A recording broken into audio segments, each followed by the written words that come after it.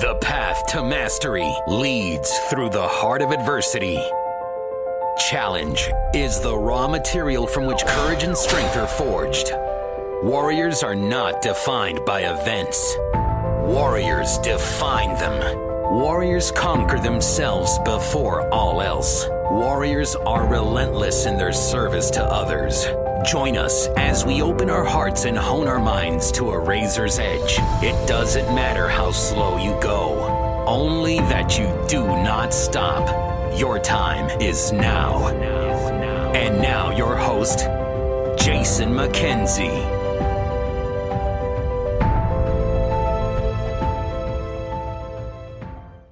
Oh, how I love masterclasses, and oh, how I love masterclasses on subjects that I'm super interested in. And I think you guys are going to love this one today too. So what I did was, I talk a lot about emotional validation. It's obviously a super important skill. I think it's a superpower. And the best part about it is it's something that everybody can learn, right? So just takes the knowledge, and it takes the implementation, and it takes the recognition that fucking learning any new skill takes time, and especially doing it under, say, emotionally heightened situations can be really challenging, right? But it is when you practice it, and it is amazing. And you're gonna hear it, you're gonna practice it, you're gonna screw it up, it's gonna work. You're gonna screw it up, it'll work, and on and on and on and on, and eventually you'll learn. And you will get better like any other skill. And soon you will be at a place where maybe not that you'll ever be perfect at it. I don't know if anybody really is, but you will learn how to truly acknowledge, understand, and appreciate somebody else's emotional experience. And that's really what emotional validation is. I don't want to spoil the whole masterclass. And the idea of a masterclass is really getting a couple people together, who are knowledgeable on a subject and teaching something. Masterclass just sounds really fancy and smart. And in this one, what I did was I partnered with my buddy Ed Van Hooydonk, who actually taught me emotional validation. And him and I paired up. He's done this a lot in his personal life, but he's taught it to hundreds of people over the past number of years in some of the work he's done in facilitating peer support groups, and also training people to facilitate those peer support groups. And so him and I partnered up, and we got together and we put on a masterclass. Now, what I will say is the reason I did this was I wanted to raise money. So I'm doing a bike ride, and I'm riding my unicycle, one-wheel unicycle, 80 kilometers a day. So like 50, what would that be? That would be like 50 miles, about 50 miles, like 2 days in a row. So 50 miles one day, 50 miles the next, to raise money for multiple sclerosis. It's a huge thing called the MS bike ride that happens every year. And I've always wanted to do it on a unicycle. So what I thought was, well, what better way to raise money then I'll put on a masterclass, like a 90-minute webinar, and I'll invite people to attend. And if they want to attend, just make a donation. It doesn't matter how much, whatever feels good to you. And then you can join us on the call. And it was amazing. I raised like $1,050, I think. Like, how freaking awesome is that? Not only do I get to talk about what I love, a subject I love, and get to teach people this important skill that they can take in their own lives, use it, apply it, and then, teach it to other people, but we get to raise money for a great charity. Like, it's a total win-win situation that I'm really, really happy that we pulled off. So I would offer the same thing to you. I'm going to release this as a podcast, but if you get value out of it and would like to contribute to my ridiculous, really, really long unicycle ride, I would be extremely grateful for that. So what I'm going to do is I'm going to post in the show notes page, and I'm sure I'll post this on Facebook and stuff, and I'll post a link to donate. And if you'd be willing to do that, I'd be truly grateful. You'd help a great cause. And so listen, guys, you're going to hear, so masterclass, you're going to hear this. Maybe the audio quality might not be like typically podcast quality because I used a different platform, but you're going to get to hear people asking questions and interacting in a way where they're getting the answers that feel good to them. So, maybe not feel good to them, but asking questions, it's interactive. Let's put it that way. So there was probably about 20 something people on the call, I think, overall. And so there's some great questions. There's some great dialogue. And I think that's always really helpful, right? Because it helps, people asking questions and answering them and having a conversation is a really good way to put some extra context around it and will help you get more value out of the content. So with that being said, enjoy this masterclass and seriously apply these skills, man. This is game-changing stuff. Perfect. So, welcome, guys, to our masterclass on emotional validation, the most important relationship skill you were never taught. So, just for some context here, so there's some of the guys from our mastermind group on here. This is a big focus. So someone's going to send me a chat. I'm really probably not going to answer it right now. So I see it's flashing. So just be forewarned. For some of the guys in our mastermind groups, this is a skill we teach. It's quite a foundational piece of our masterminds, and the reason is because, in my opinion, it is the most important skill out there available for fostering human connection. It really is an incredibly powerful skill to develop. So that's why we focus on it. And what's great about it is that, or interesting, is up until just a few years ago, up until like literally 6-7 months ago, I had never heard of it. So what we're going to cover tonight is some really foundational concepts that are important in order to be able to effectively validate. We're going to talk about a new look at, maybe a little bit of a different look at human emotion than maybe what you've thought about before. Maybe you haven't thought about it at all. We're going to talk about emotional validation. We're going to talk about some real life examples, and then we're going to do a Q&A. So before we get into it, I wanted to introduce myself. I mean, everybody on the call knows me, but Jason McKenzie, in my day job, I am a technology leader, but in what I'm truly passionate about, I am a mastermind facilitator, coach, author, speaker, yada, yada, yada. And my partner in crime here is Mr. Ed Van Hooydonk, and he is also a masterminder. However, he is the person who, in a training program last year that he was part of putting on, introduced me to the concept of validation, which I said I had never heard of prior to that. So, my mom is on. Everybody wave at my mom. Hi, Brenda. Can you hear us? I can. Okay, awesome. My mom is the person responsible for me. Okay. I can't see it. You can't see it though. Okay, let's just mute my mom. Okay, no, I'm just kidding. So Ed is the person who introduced me to emotional validation. So Ed, you want to take a minute and introduce yourself? Sure. Thanks, Jason. Great to meet everyone tonight, and what a special treat to meet Jason's mom as well. This is awesome. So my name is Ed Van Hooydonk, and in my day job, I'm a sales executive with a company that provides fundraising software to nonprofits. And in fact, the software that Jason is using for his fundraiser for the ride was designed by my company. After hours, when I'm not doing family things, I volunteer for an organization called Sash Bear, and we teach a family connections program. And that's where Jason and I met back in the fall when we talked about a lot of things around, being effective in relationships with our loved ones. And validation was a key skill that I know was a game changer for him, as it was for me and for my family when we got introduced to it about 2 years ago, actually. And really excited to be here tonight and support of what Jason is doing to, help these skills perpetuate out in the world. So welcome and thanks for having me along. Yeah, thanks for doing this, Ed. And and I wanted to tell you guys that we actually we've raised hit over $1,000 just as a result of doing this webinar. So thank you to everybody that contributed, and I really appreciate it. And I'll think of you when I'm suffering like hell on that ride. So I wanted to start by just getting a few people a few courageous people perhaps to chime in and just let the group know why it is important for you to be here tonight, because I think that will help set some context. So we'll just do maybe 1, 2, 3 people who are willing to share. So somebody have the courage to go first. Rashad. Myself, Rashad. I can go first. Yeah, I can go first.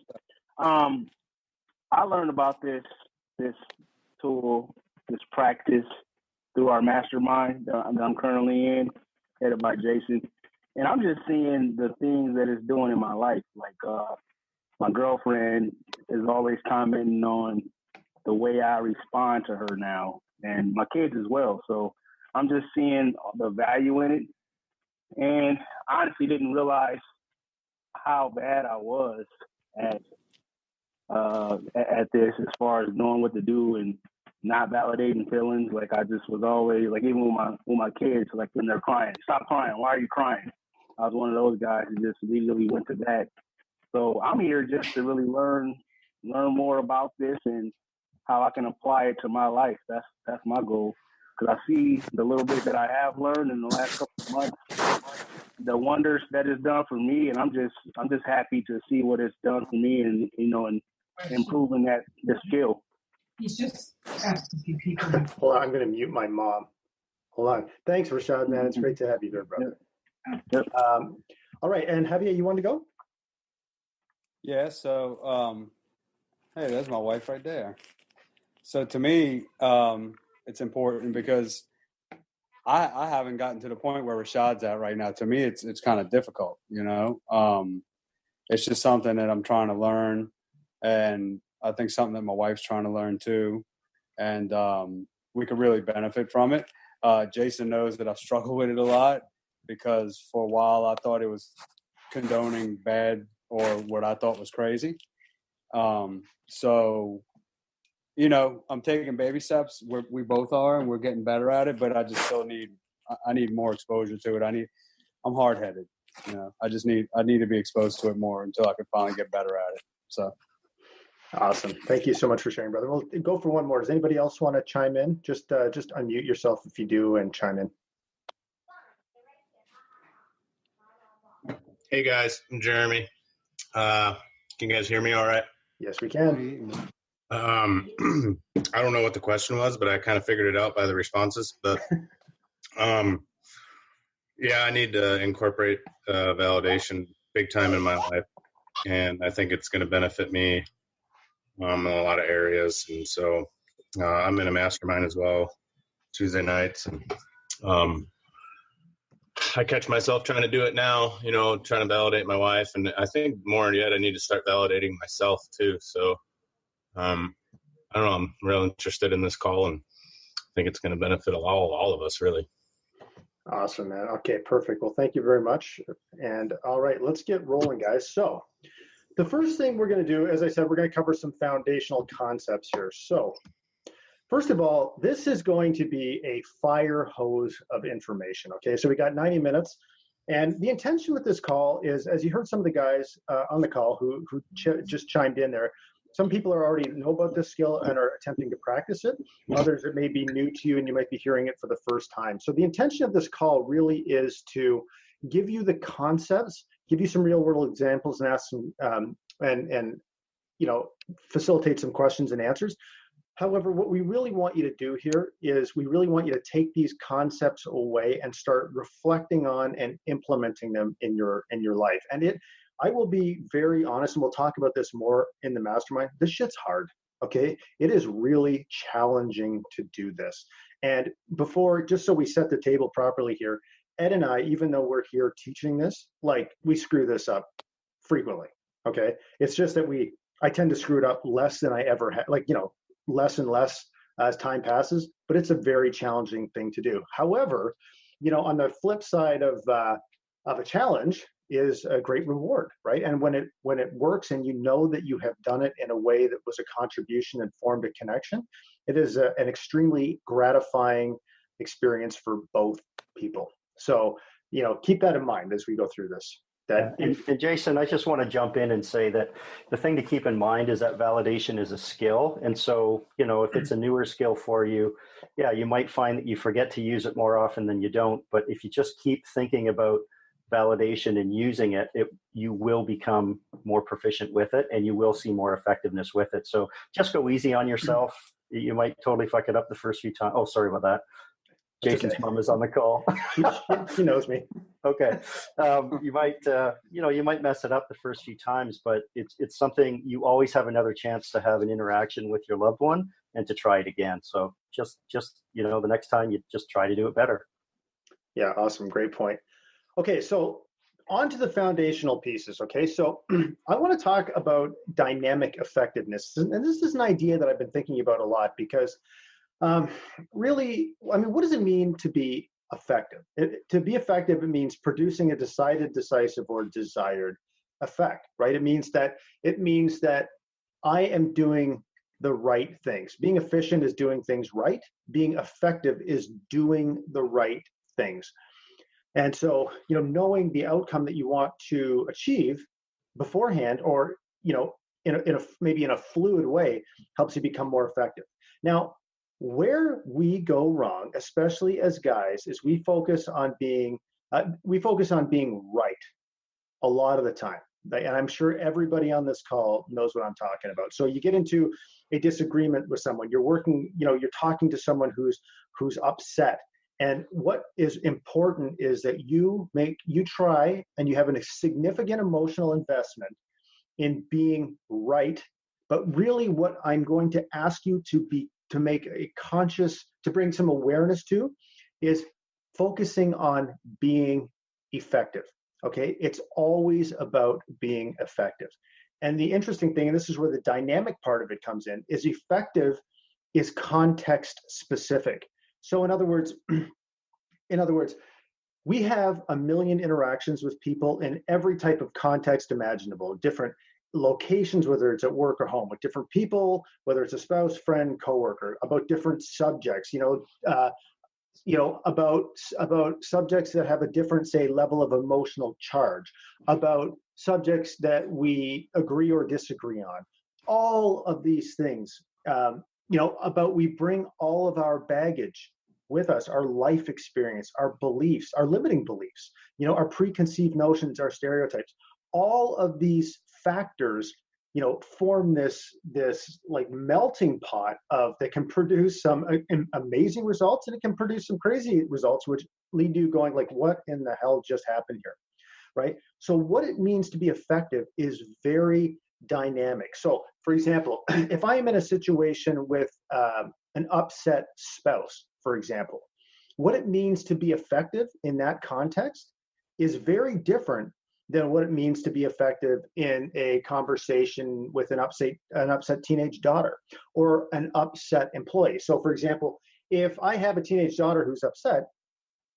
some of you know this example, some of you don't, I'll tell it later, but who wants to run away from home? What does being effective mean in that situation? Well, it's not, it's being right means convincing her that the feelings she's feeling don't make any sense, and why the hell would you be running away from this awesome home?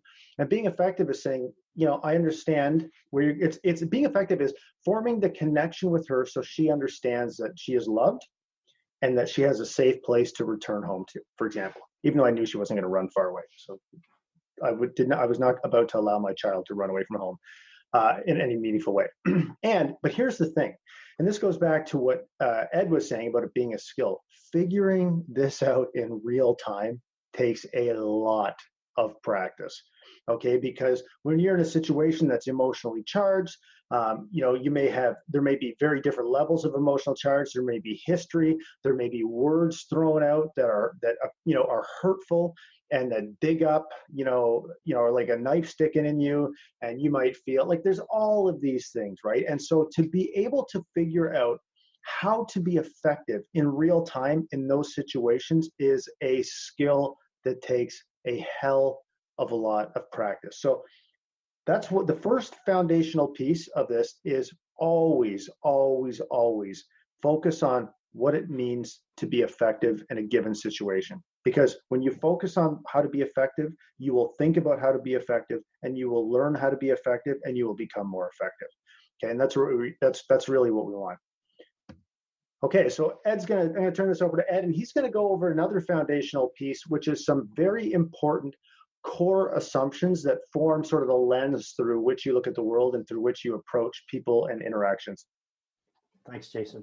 So the first core assumption is that the things people do make sense to them. So, whether it's a relatively benign interaction you're having with someone, or maybe a more heated interaction with someone, in that moment, whatever they're doing makes sense to them. And that kind of leads to the second point, which is that, you'll have a truth in the situation, and so will them. And if you're being curious, which is a key part of building on validation, trying to stay in a curious mode where you're in more of a questioning kind of state of mind, you'll realize that if that makes sense to them in that moment, then there's a truth that they have in what they're saying. you will also have a truth. But if you recognize that their truth has validity to them, it changes the way you approach the interaction and the way that you can have a conversation with them.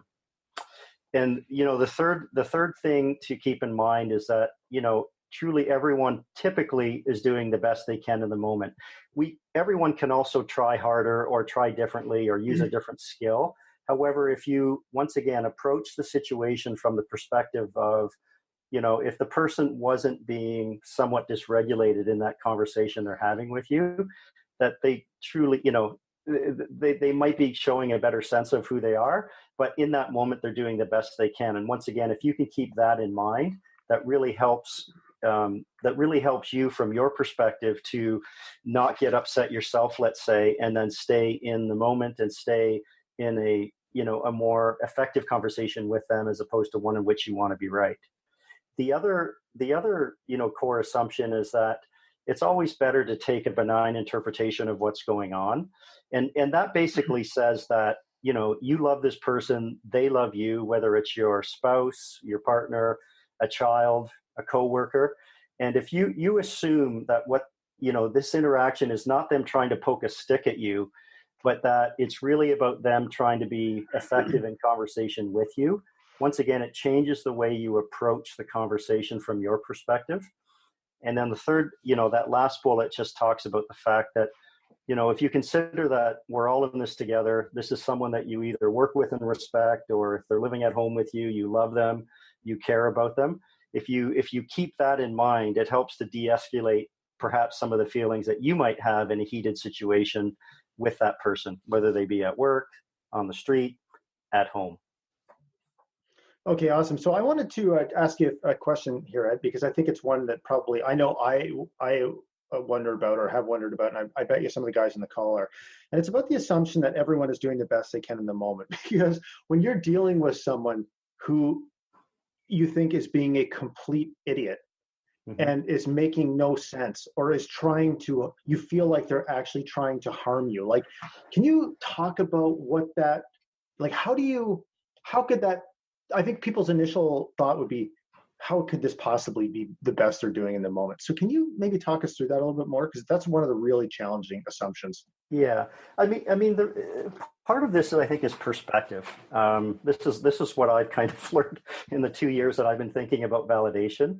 They may be trying to poke a stick at you. There's no question that there's a chance that they could be.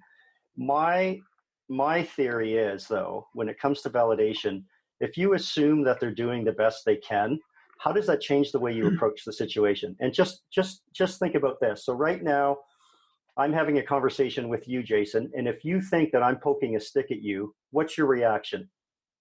You're going to want to fight back? Absolutely, I'm going to want to fight back. Okay, so if we're having a heated debate and you think I'm doing the best you can, are you as inclined to fight back, or are you a little bit maybe more inclined to be curious? And it's that 1% shift, if you think that's possible, that makes the difference here. Yeah, okay, that's great. I think that's super important. So it's, again, guys, it's about being effective, not about being right. And I just wanted to touch on the taking a benign interpretation is better. So, and this is also extremely challenging, right? And we had a guy on the call, who's on the call right now, who we're talking about in our mastermind group, who was like, when my wife does this and this, she's trying to hurt me, right? Well, that's one way of looking at it. Absolutely, that's one way of looking at it. But as Ed said, that way of looking at it then creates a sort of a cascade effect of behaviors and actions, for example, that will really typically escalate the situation. Where taking a benign interpretation would be saying, like, what is going on here? What's another way I could look at this? Because you don't know what the truth is. So you could take, you're looking through we don't see the world as it is. We see the world as we are, right? So if you acknowledge that and you say, okay, what's a different way to look at this? It'll really create a much more open-minded perspective to allow you to explore things and connect. So let me give you like a real-world example here. So as you guys, most of you know, who know me, my wife is German, right? So German people can be really super direct and, let's say, mildly critical from time to time. And so, what I would get, so this would happen was she would be critical, And I would interpret that as her being critical, and I would get defensive, and then nothing good ever came out of it. And I finally just decided, so what I was trying to do constantly, not constantly, I mean, it didn't happen that often, but what I was trying to do was I was trying to get her to change the way that she spoke to me, right? And one thing, if you take away anything from this call, it's that you can't change anybody else, okay? So you can only change you. So what I decided to do instead was I decided to search for a benign interpretation. So, which was, she wants what's best for me. And she wants me to live up to, the full potential and to sort of maximize my capabilities. And because of looking at her background and like her dad, who she's exactly like, I realized that this is one of the ways that she shows me that she loves me. And so you can imagine what the difference was when I take that as it's a way of her expressing how much she cares, believes in me, and loves me, how I react to it versus how I would react if I think it's being defensive. So that's if I'd be feeling attacked and me being defensive. So that's what taking a benign interpretation. That's a real world example from my life. And let me tell you, again, I don't do this right every time. I'm probably at about 50-50 right now, but I was at 0 before. So I mean, it's a huge progress, but it takes time, and it takes screwing it up, and it takes reflecting on it. So those are the core assumptions that will help frame the lens or create the lens through which you look at the world, which will put you in a better frame of mind and sort of headspace, and create the energy that will allow you to connect with people in a meaningful way and try to understand them. And all of these concepts are underpinned by curiosity. I think I had a slide about curiosity, but I think I missed it. So, so curiosity is, let's put it this way. When you approach life with a curious lens, you might be surprised to find that you actually learn shit. It's amazing how that works. So if you look at these assumptions, the things people do make sense to them. Think about how curiosity plays into that. Well, if someone's doing something that doesn't make sense to me, then being curious means I want to find out, like, why does that actually make sense to them? If there's no single truth, so stop looking for it. Well, curiosity says, well, I really want to understand their truth. Everyone is doing the best they can in the moment. Why is this the best they can do in the moment? Taking a benign interpretation is better. So being curious about searching for a different way that you could be looking at this situation. And curiosity does one other thing that is super important that we'll get into, and that is that it creates a space between stimulus and response. So many of us just respond on autopilot. Think of people that have been married for a long time. You've got these patterns of behavior, and it's stimulus response, like a single-celled organism, except we're conscious human beings. So by being curious about our own reactions, we can create we can widen the gulf between stimulus and response. And there's some pretty powerful, proactive choices you can make in that space. So curiosity is the foundation of everything. Okay, so we're going to talk about these 7 basic emotions. And the reason I want to talk about these is because there's a ton of, I think, stories that we tell ourselves around these emotions. So if you look at the first 5 emotions that are listed here, disgust, contempt, anger, sadness, and fear, those are typically what we would consider negative emotions, right? Everything we read. So before I say that, those are that we consider negative emotions. And when we have them, we try to move away from them, right? And so surprise, could be neutral. There could be a great surprise or a terrible surprise.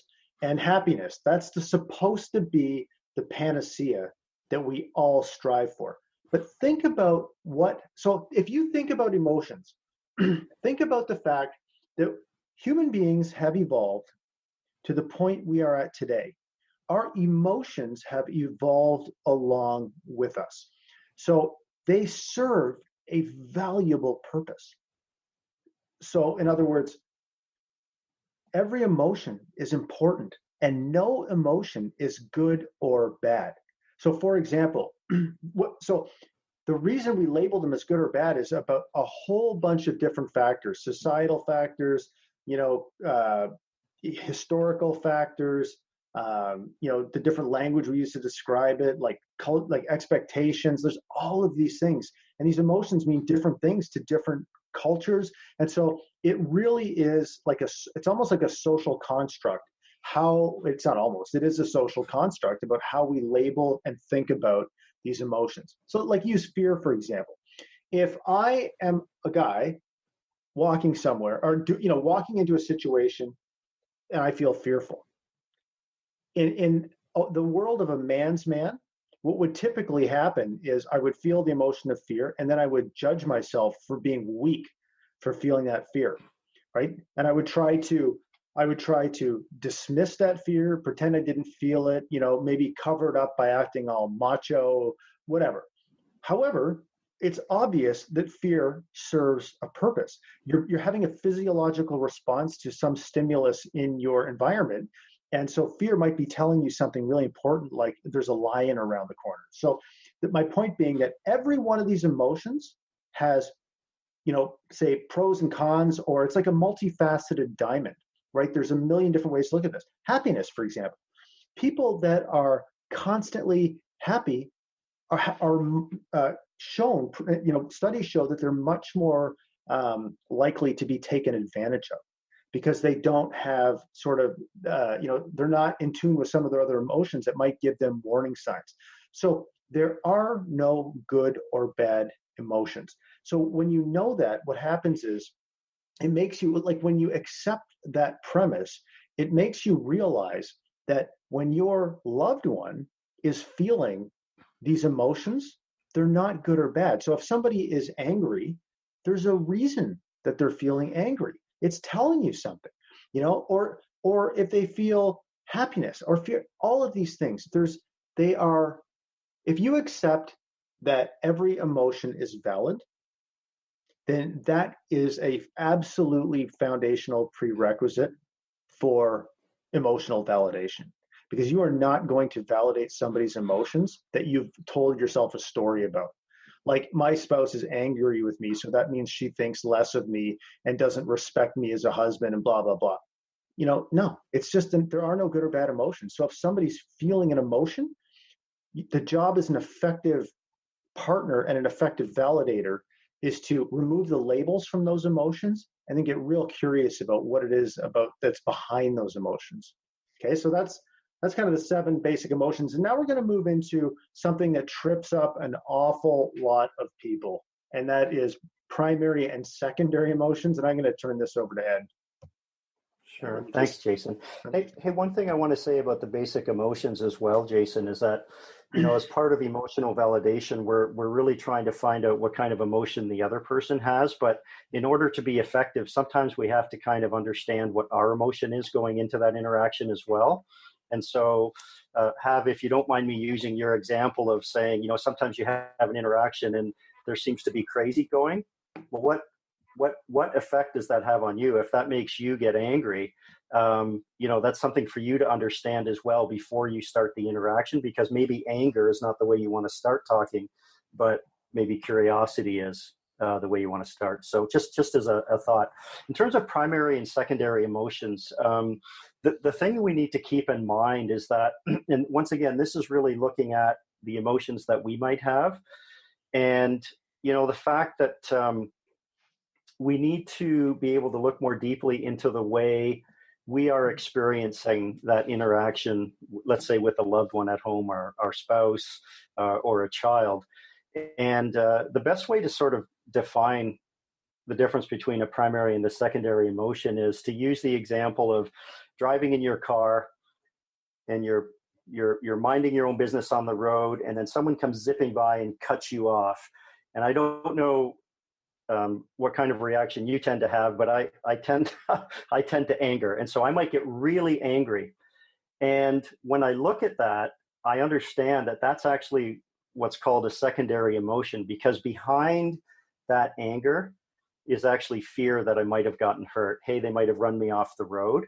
And so as we start to interact with our loved ones and try to be effective and more mindful of the kind of conversations that we're having with them, it's good to understand, if that anger we're experiencing at the crazy, use Hav's example, is actually anger, or is there something else behind it that is the emotion that's really driving what causes the anger? And it could be fear, it could be shame, it could be doubt, it could be any number of things.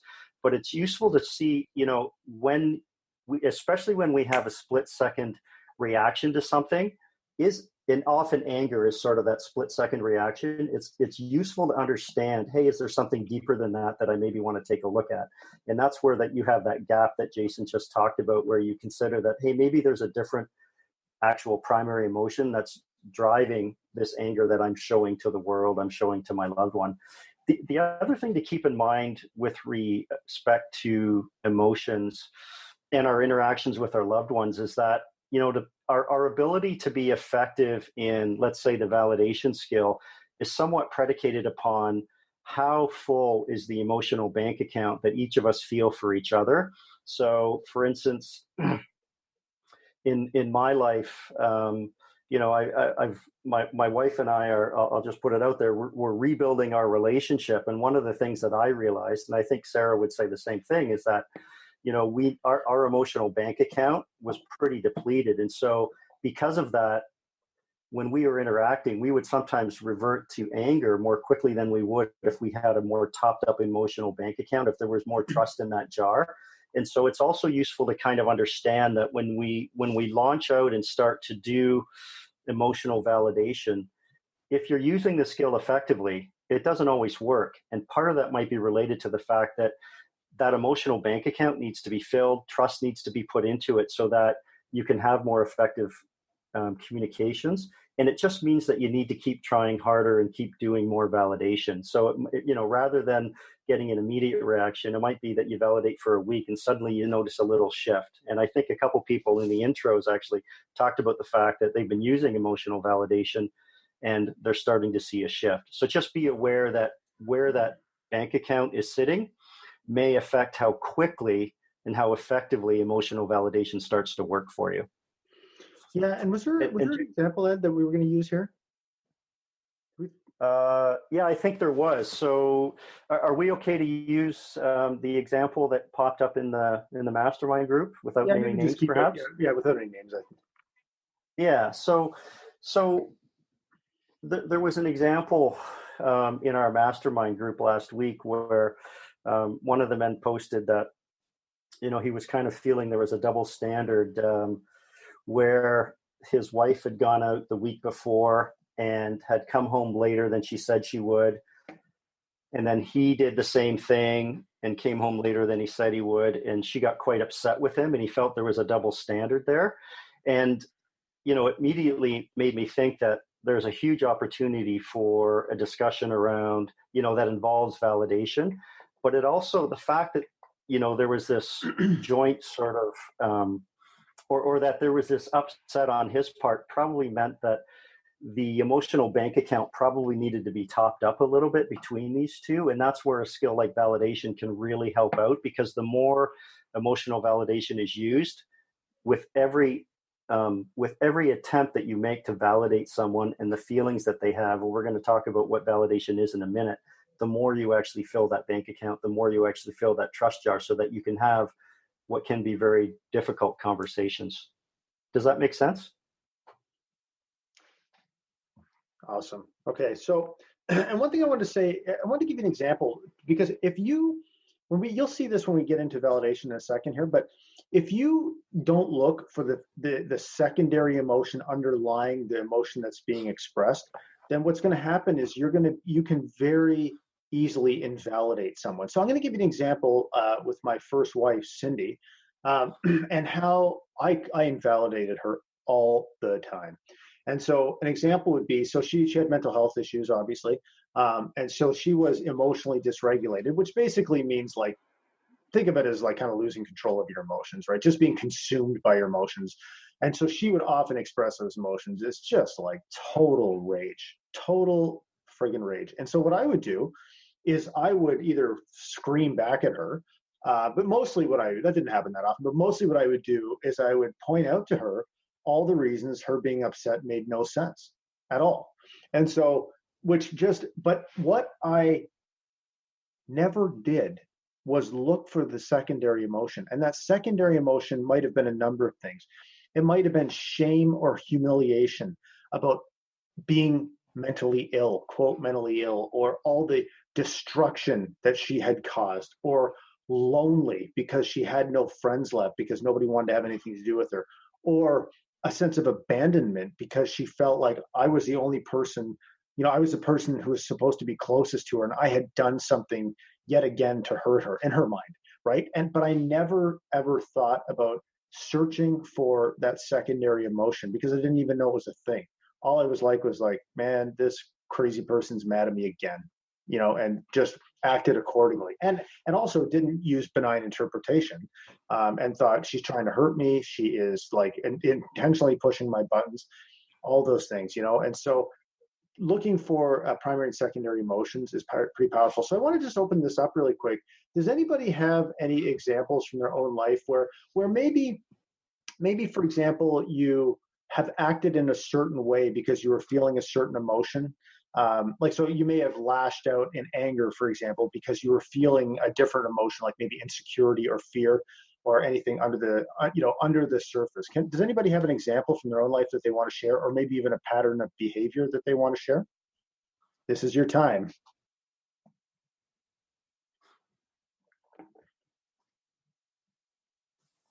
Somebody put up their hand. I'll chime in quick. Can you hear me, Jason? Yes, Rob? we can, sir. Thanks, Rob.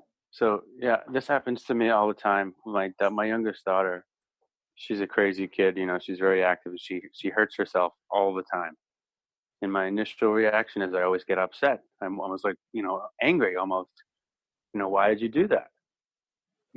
And I get angry, but I know that's a secondary emotion, basically from you guys and from Ed. But I'm not exactly sure what the primary emotion is, but I know that that's not what's really bothering me. I think I'm scared, or I'm afraid that she's actually really going to hurt herself one time. And it just comes out as anger all the time. Yeah, it might be frustration too, right? Because how many times have you talked to her and told her to be careful? And, that very well could be it as well. But that's a great example, Rob. And I think that level of awareness that you're bringing to it is super important, right? So that's what we mean by primary and secondary emotions. And here's the thing, I'm going to keep coming back to curiosity. Curiosity is what will allow you to, in the moment, explore what might be that secondary emotion. Yeah, and Jason, I'll just add to that as well to say, when you're looking at primary and secondary emotions, you're digging into what you hope to find is that kernel of truth for that person, which could be driving that primary emotion. And we're going to, that's part and parcel of this whole concept of validation as well, their kernel of truth. Yes, absolutely. So the next thing that is an absolute prerequisite in my book for being able to effectively validate someone is self-acceptance and self-compassion. Okay, so self-compassion is extending compassion to oneself in instances of perceived inadequacy, failure, or general suffering. So in other words, what do we do to ourselves when we make a mistake, say something dumb, do something that we think is a failure, don't feel good enough, whatever. We oftentimes, especially high-achieving people, tend to beat ourselves up about it, right? Well, self-compassion is, really allowing yourself to be gentle. Just to be gentle with yourself because all of these things like perceived inadequacy, failure, or general suffering, that's called life. That happens to every single person over and over and over again, typically, and especially to people who are pushing themselves and putting themselves out there. So treating yourself with kindness, this is common sense when you say it out loud, but treating yourself with kindness is a prerequisite for truly treating somebody else with kindness in my book, because that kind of connection and that kind of transfer of energy is a two-way street. So the more deeply you love and accept yourself, the more deeply you can love and accept others. And this is very important, this last point, because somebody brought this up actually in our mastermind group the other day, and I hadn't really thought about it too much, but when you validate your own emotions, you can validate the emotions of others. So think about this for a second. where we get into a world of hurt is when we have an emotion and then we have an emotion about the emotion, right? So we might have an emotion of fear, and instead of recognizing that for what it is, which is a normal human emotion and a source of information, what we do is we say, again, I'm feeling fear, therefore I'm weak. Or we tell ourselves stories about this. So when we start judging our own emotions and start labeling our own emotions, it sends us down a rabbit hole that's hard to get out of. But here's the thing. If you are judging your own emotions, you are not accepting the fundamental premise that our emotions are what make us human. And so feeling sadness or fear or contempt or disgust or happiness, they're all important. They're all part of what makes us human. So when you accept that, it gives you the ability to validate your own emotions, which is, like, I'll give you an example. I was at a thing last month, and I was around a group of really high-level people, and I found myself feeling quite insecure. I won't go into all the details, and I'm going to talk about this in the summit, but I found myself feeling quite insecure around these kind of people because I'm like, oh my God, what am I doing here, like, with these people? But the point is that what I would have done in the past is I would have beat myself up for that. First, I probably actually would have ignored it. Actually, I don't feel insecure, but there would have been a voice inside my head also telling me, yeah, you're insecure because you're weak. And I mean, I would have been using worse words in this. This is, you guys are getting the gentle version of me because my parents are on the call. But I would have judged myself for feeling insecure. Like, I really would have beat myself up about it, about not being a man. But what I did instead was I just said, okay, I feel insecure. I wonder why that is. And I compassionately inquired, why do I feel insecure right now? And I actually figured it out in the moment, right? But the point is that I was able to validate my emotions. Oh, I feel insecure. Considering I understand why I feel secure, and now I can move past it. So when you can accept that all emotions are valid and you can validate your own emotions, then you can validate the emotions of others. Because if you are judging the emotions you're feeling and labeling them as, really negative, it's pretty hard for you not to do the same thing to anybody that you're talking to, because you have stories about these emotions. So lose the stories, validate your emotions, acknowledge that your emotions are what make you human, and then that will give you a core foundation to help you validate the emotions of others. But it all starts with you. You can only change you. So love yourself, and then watch what happens as as a result, love others more deeply. Okay, here we go. Ed, do you want to take this one? We're getting to the foundation's over. We're now into the meat and potatoes, I guess we would say. Absolutely. Thanks, Jason. So what is emotional validation? It's the process of learning about, understanding, and expressing acceptance of another person's emotional experience. So what does that mean? It really means, it's taking an empathic view to the interaction that you're having with that person, and really trying to understand through curiosity and benign interpretation, and some of the other skills that we've talked about tonight, to understand exactly, what that kernel of truth is for them. What's that emotional experience that they're having in that moment with you? And it may be a different truth from the one that you're having, but that's okay, because this is really about putting yourself into their shoes and walking in their shoes. And, Jason's going to show a great slide in a minute, but it's basically, putting yourself in their head, putting yourself in their shoes, putting yourself in their feelings, and trying to understand exactly where they're coming from. And that's where, if we can move from, let's say, anger to curiosity as our sort of go-to for validation, then it allows us to approach it differently and to see if we can, express that empathy, or have, basically express empathy in action. And that's really the key of what emotional validation is. Yeah. I don't know, Jason, if you want to add anything to that. Yeah, no, absolutely. I think what you said is great. It really is an active form of empathy. So if you're going to emotionally validate someone, the more effective you are at considering all of the factors that might lead to the reason that the person is feeling the feelings that they're feeling, the better you will be. So, and that could be all kinds of factors. It could be biological factors, like how emotionally sensitive are they? You know, how reactive are they? Just by their nature. You know, like what is their story? What is their situation? What is their you know, where are they at in their life? What are some of the other things that have happened to them? Like all of these things, like the emotions we feel in every moment are a sort of a product of all of those things. Because again, it's how we view the world. It's how we react to each other. So, so your ability to be very curious about, you know, all the multifaceted variables that might contribute to why someone is experiencing what they're experiencing in the moment will allow you to be more empathetic. And it really is stepping outside your own head and trying through love to get inside somebody else's and feel what they are feeling. And it's hard, man. It's really hard, especially when this person is doing a bunch of shit that you think makes no sense and is driving you insane.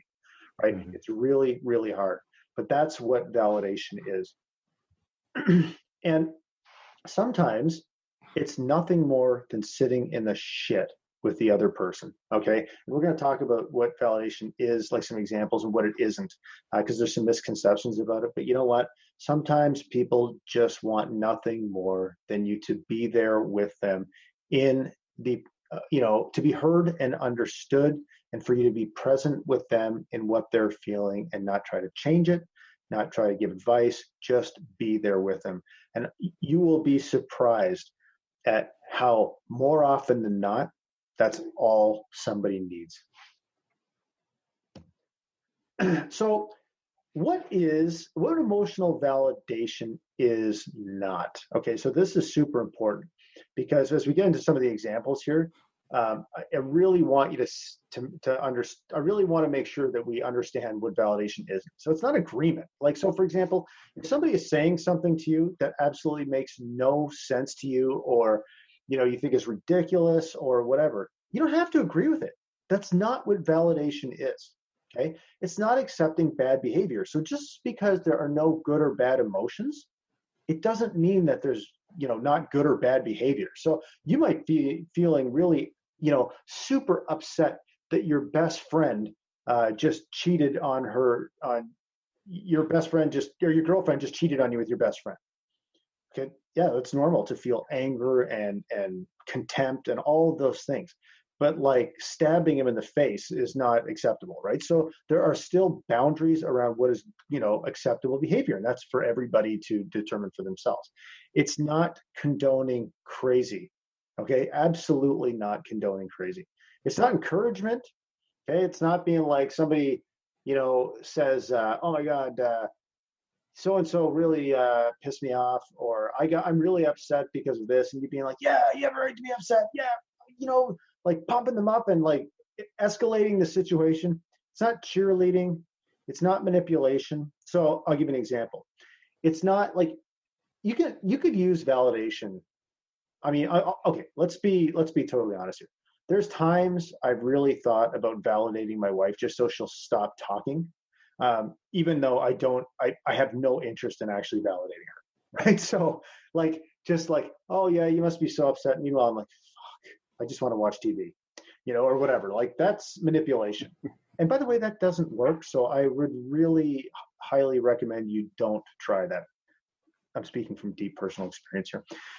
It's not the removal of boundaries, right? So again, it doesn't mean that, for example, validating that a kid is upset about something, about validating the kid is not, validating the kid is upset about not being able to go out with her friends later than you want her to.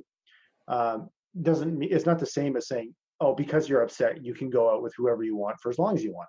It's not being a wimp. And the next two are super important. And this is for the dudes on the call. Okay. Validation, guys are fixers, right? We got to solve, everything's a problem to be solved. Validation is not problem solving. So what we always do, or not always, but often do, is we go right to problem solving, man. I'm upset. Well, here's all you need to do to not be upset. Like, Jesus, get on with it. You know, and then, oh my God, why is my wife or, you know, my partner furious with me? how did that happen? I was just trying to give him or her the amazing advice that I have in my head that I know will work. Why won't they take it? Where did this go wrong? Oh my God. Like that validation is not problem solving. Now, it doesn't mean that there's not a space for problem solving, but you got to do it in the right order. You validate first, and then if both after in that connection that might be formed with validation, if both people agree, you can move to problem solve.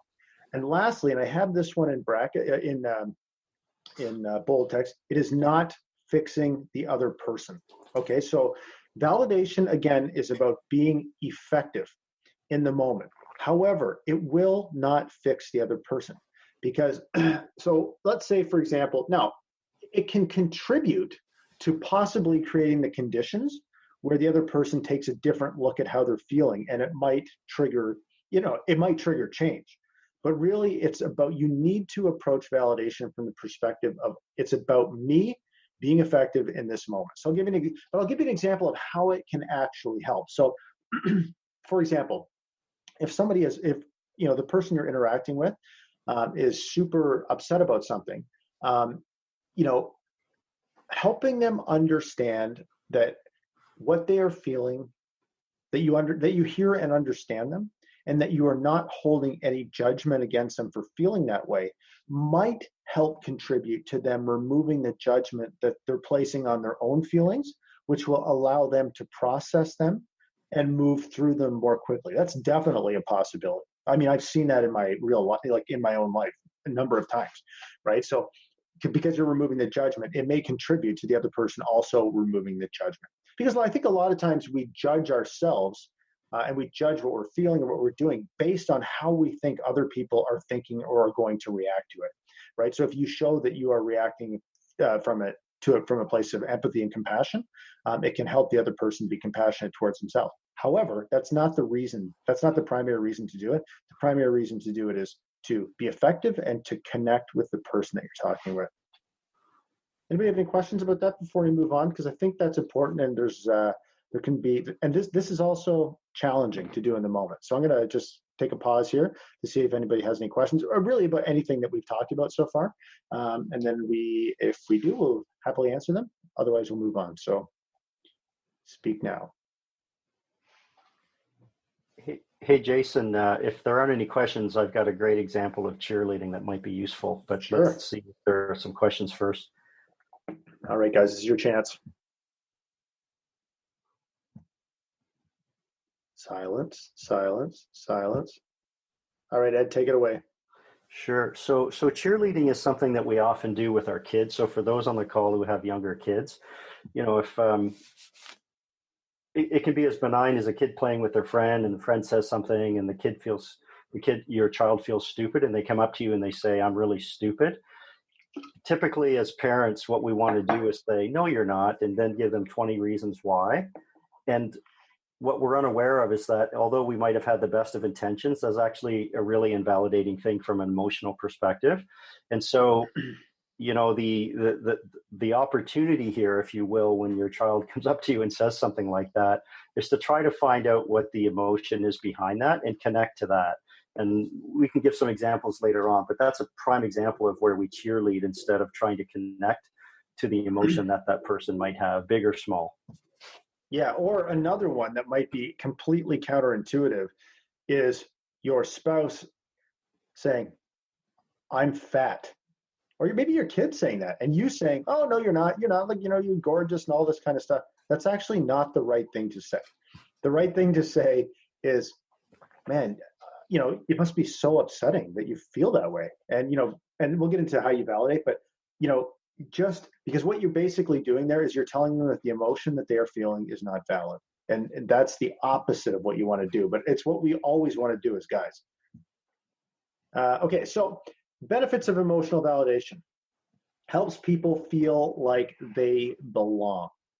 Reducing and de-escalating conflicts. Like, think about it. Think about when you have been upset with somebody about something. And, I should back up and say validation is it's not only about dealing with people that are upset. Validating like happy emotions is amazing too, right? So I'll give you an example of something my wife does. So she's German, And so, as I said, and so she's pretty matter of fact, like a good outcome is just expected. Like, why would it not be expected? If you prepare, think of every detail and variable, follow the process, like obviously you're going to get the expected outcome.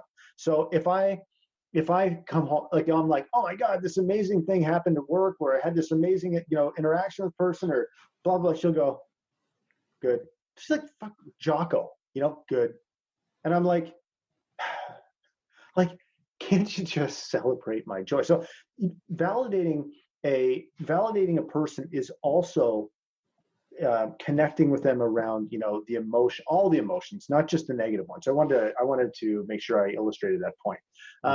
So valid benefits are reducing and de-escalating conflicts. Think about it. I mean, when you are upset with someone, and somebody goes to you, man, I can see you're really upset about that. And, God, if that happened to me, or, I can see that you really feel like I did something to hurt you. And I mean, I'd be super upset about that too. Like, I mean, if you react that way to somebody who's upset about something, very few people stay mad in that situation. It's totally a conflict de-escalator, feeling heard and understood. As I said before, it helps people process their own emotions. It improves communications, right? Because when you are talking, when you are forming that connection when somebody feels heard and understood and they feel safe and they feel not judged, they are just naturally going to feel more communicative because this is a way of being effective, but you will have created a place where it's safe to talk about real stuff. So that's how validation can create that environment of safety and connection that improves communication. Like it improves sex and intimacy. Like seriously, guys, if your wife feels heard and understood, you're getting laid more. Okay, enough said. Sets the table for collaborative problem solving. Okay, so I think my mother didn't hear that. Jesus, I forgot they were on the call. Sets the table for collaborative problem solving. So as I said before, when you make that connection through validation, what you will find is where normally the normal way you do it, which is jump immediately to problem solving, and it often goes wrong, especially with the teenagers, let me tell you, then what you will find is that when you create that connection and you help them feel heard and understood, it really creates the conditions where you can move into collaborative problem solving. And it helps you learn more about the other person and yourself. So when you understand and are curious, just the natural result of being curious is that you learn. So when you really truly try to understand what's causing someone to feel the way they feel, and all of the factors, you ask questions. And through asking questions, you actually learn something. And you also learn about yourself because you learn about what triggers you, for example, some of the things that drive you crazy that make you go sort of off the deep end. You learn about, how you react to certain situations. You learn about how you are effective in, creating dialogue and connection with another person. Just saw a question there. Let's see. One sec. Okay, so those are the benefits of validation. How do we invalidate people? And you guys, I suspect, I'm going to turn this over to Ed, but I think you guys are going to see, like me, like all of us, that how frequently we invalidate people, and often with the best of intentions. And I think that's an important thing to remember. We don't just validate people because we're trying to diminish them or dismiss them. We often do it with the purest of intentions. So I'll turn it over to you, Ed. Sure, thanks. So how do we invalidate people? There's a number of ways that we can do it. And, the first item there talks about ordering the person to feel differently. So someone says, they feel a certain way, and we can very benignly, say something like, well, you don't really feel that way. And that is completely invalidating their experience of what's happening. The other item, the next one talks about ordering the person to look differently. And I'm not sure exactly what the context is there, Jason, on that particular item. So it's like you look upset, like they look upset. Why are you looking upset? Like, put a smile on your face, for God's sakes. Got it. Thank you. Next item talks about denying the person's perception. So once again, their reality, their truth, we say, no, that's not what you're seeing. It should actually be this based on the experience that you're having. But that's your truth. It's not necessarily their truth. So it's always important to understand when we're validating is that in that moment, that kernel of truth for that person is their perception and it's real for them. we try to make the other person feel guilty. So something happens and, we use judgment or guilt to, make them feel uncomfortable or make them feel wrong or make them feel like what they're experiencing is wrong. And that is completely invalidating and, depletes that trust jar so fast. Next item talks about minimizing a person's feelings. So once again, emotional validation talks to us about the need to connect to someone's feelings. And in that moment, that feeling that they have that they may be expressing to you is real. And for them, it's real. It may not be the same perception that you have. And so by trying to minimize a feeling that someone has, we actually invalidate that experience for them. Hey, and I just posted in the chat. I just want to say, like, an example would be like, "Oh, come on, it's not that bad," right? Like, suck it up. Yeah, exactly. Yeah, thank you, Jason.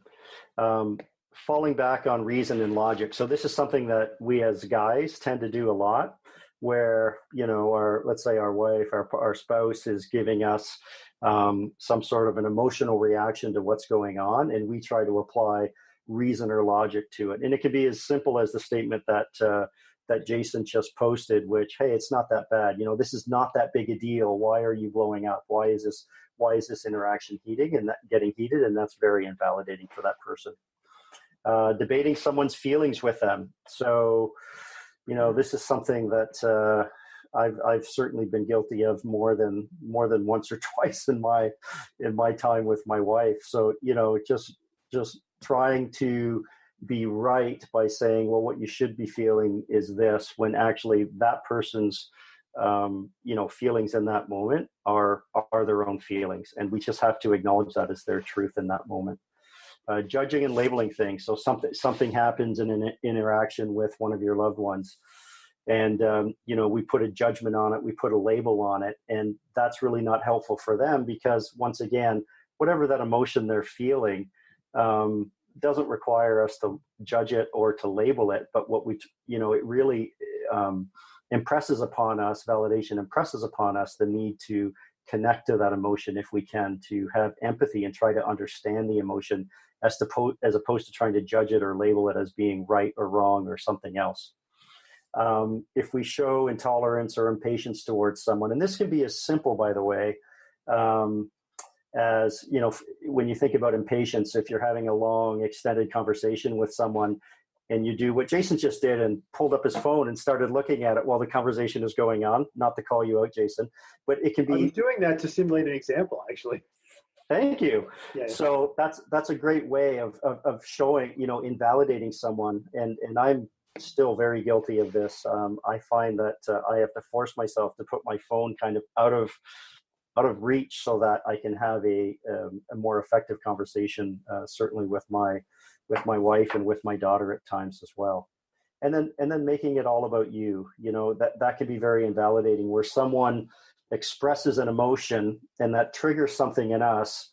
And as opposed to trying to validate that emotion and connect to it, what we start talking about is how it makes us angry that they say that. And once again, we've just flipped it into something about us, as opposed to trying to connect to what they're expressing to us, trying to be empathetic to them.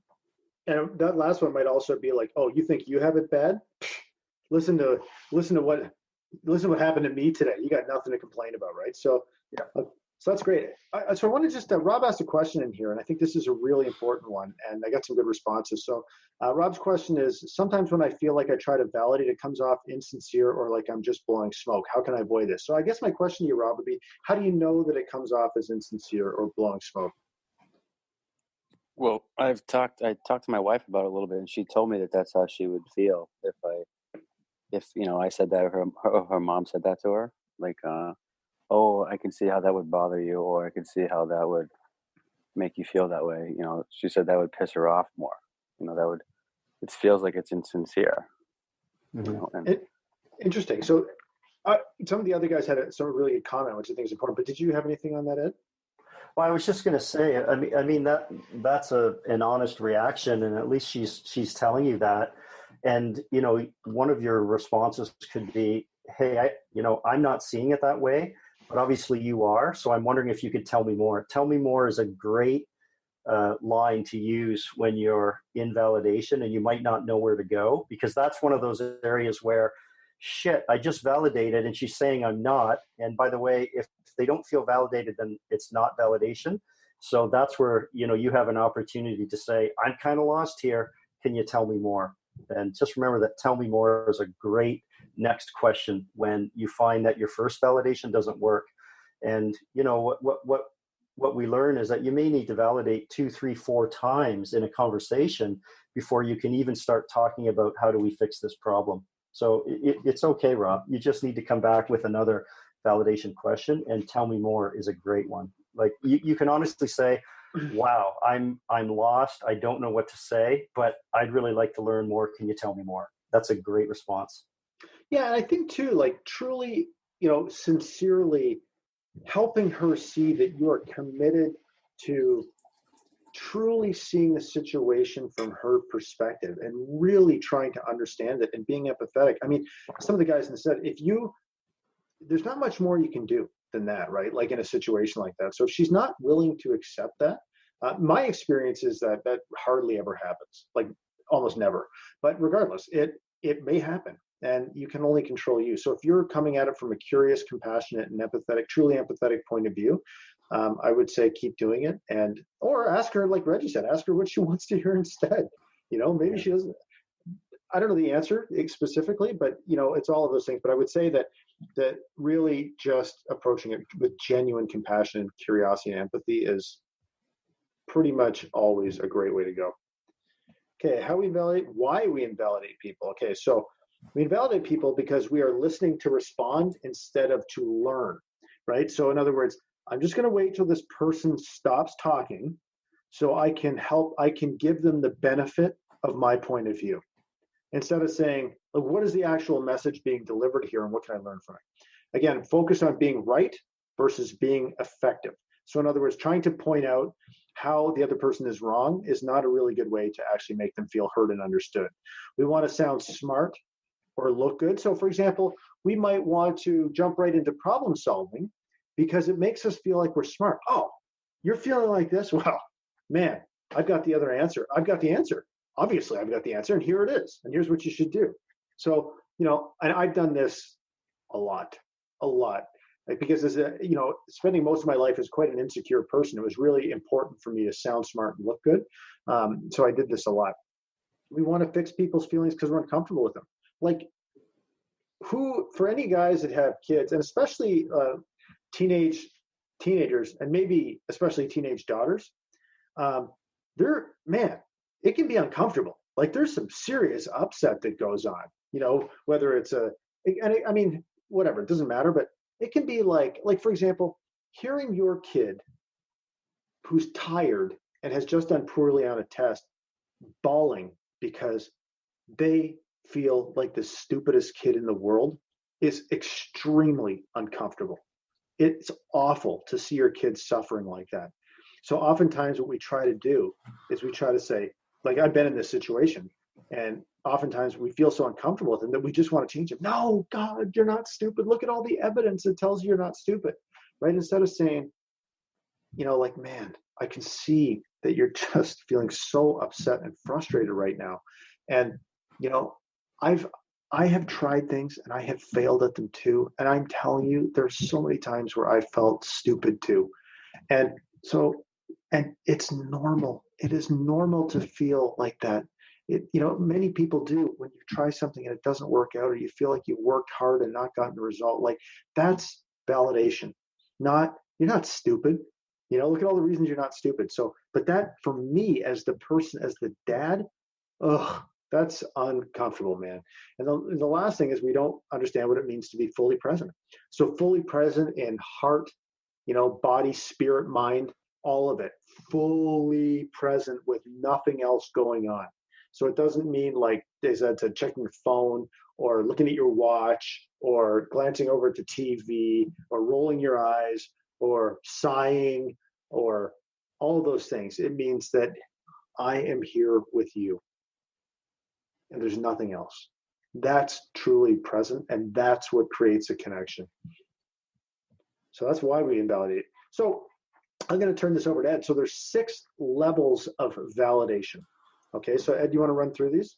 Sure. And jump in with any commentary on these as well, Jason. Yeah. So, the first level of validation is being totally present with the person. So it can be as simple as making sure that you maintain eye contact with them when you're having a conversation with them.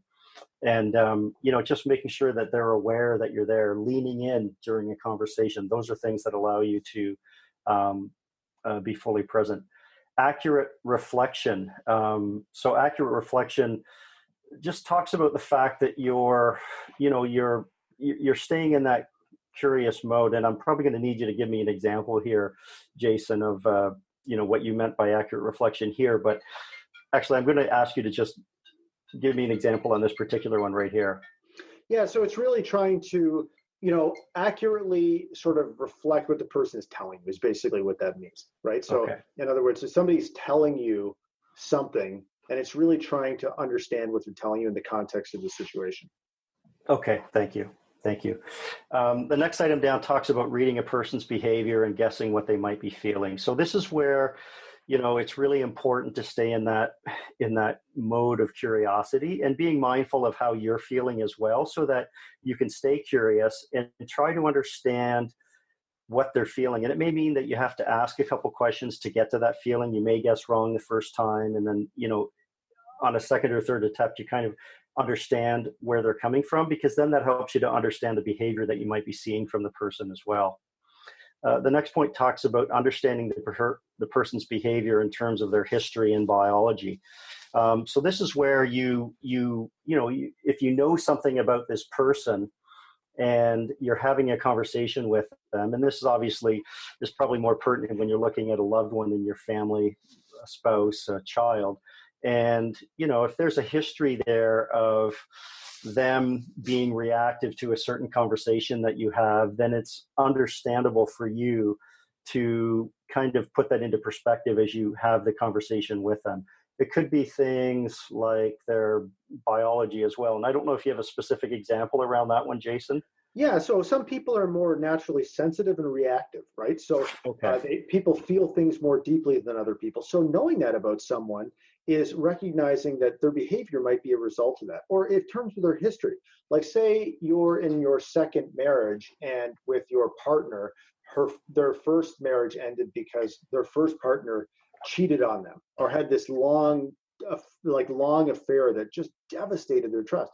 Well, if you think about that and you are aware of it, you can see how perhaps that might influence your behavior if you are going to a conference of some sort for work. You know what I mean? And instead of just dismissing it, looking at their history and biology and recognizing that that informs their behavior right now. Great, thank you. The next item talks about normalizing or recognizing emotions anyone would have. This is where you just prove that you're as human as that person is that you're talking to. And it can be as simple as the example that Jason gave. So, his daughter does a test and she flunks and does really poorly at it and feels stupid. Jason's comment back was, I've had many times in my life where, I wrote a test and maybe wasn't effective, and I felt that same way too. So just normalizing to saying, hey, that's part of the human experience. And the last item talks about radical genuineness, where, you look at things that might be working right. So let's say on that test that your daughter failed, you can say, wow, I saw that you really tried hard, you studied hard, and you gave it your best. And, it just didn't work out this time. And I can understand how you feel about that, but I want to acknowledge the effort that you put into it. So it's just being really genuine in terms of, the support that you're offering that person and connecting to that emotion, but also recognizing the fact that you've seen that, they gave it everything they had, and it just didn't work out this time. Perfect. And what I wanted to say too is when on the third point, reading a person's behavior and guessing what they might be feeling, don't worry about guessing wrong. Okay. Mm-hmm. Because if you guess wrong, they'll tell you. Absolutely. Oh, I can see you're feeling, super frustrated about that. I'm not frustrated. I'm pissed. They're going to tell you that, right? So don't be afraid of guessing because you will guess wrong from time to time. So those are the 6 levels of validation. And actually, before we go to the questions, I wanted to say, like, fundamentally, I can't believe I could include a slide on this learning opportunity for me. But validation fundamentally is this: it's acknowledging another person's, acknowledging, understanding, and accepting another person's emotional experience. That's the first part. The second part is that acknowledging that under the circumstances and through the lens through which they are looking at the world, that their emotion makes sense to them. It doesn't have to make sense to you. That's it. So if remember that, okay? It's acknowledging, understanding and accepting another person's emotional experience.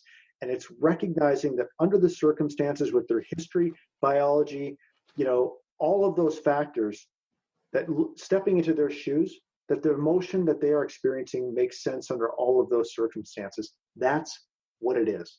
Okay. So before we go to questions, I wanted to give a couple of examples of validation and action. Ed, maybe you want to chime in with a few too. So I'm going to give you an example of one with my daughter. Some of you have heard this. So when she started grade 9 this year. Okay. So at the beginning of grade 9, she was feeling incredibly overwhelmed with everything. And we're talking like everything. And so, she was at a new school. She didn't know anybody. She was, she had to walk to school. She's still mildly resentful about that, but too bad. Because validation, I can acknowledge that she hates walking to school, but you're walking to school.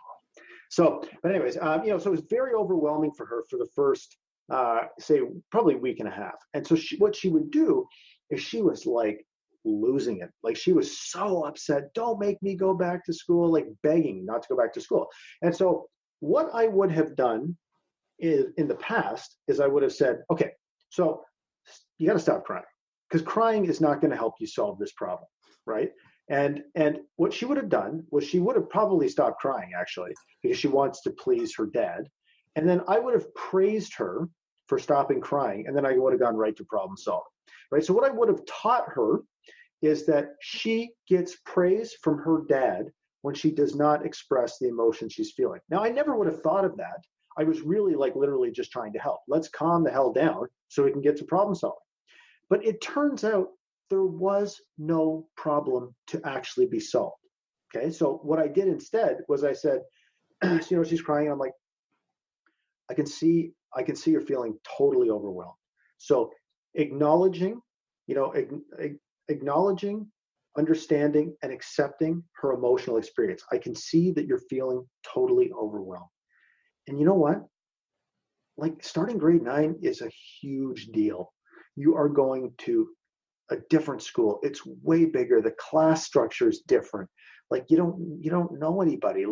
There's all of these things that are going on.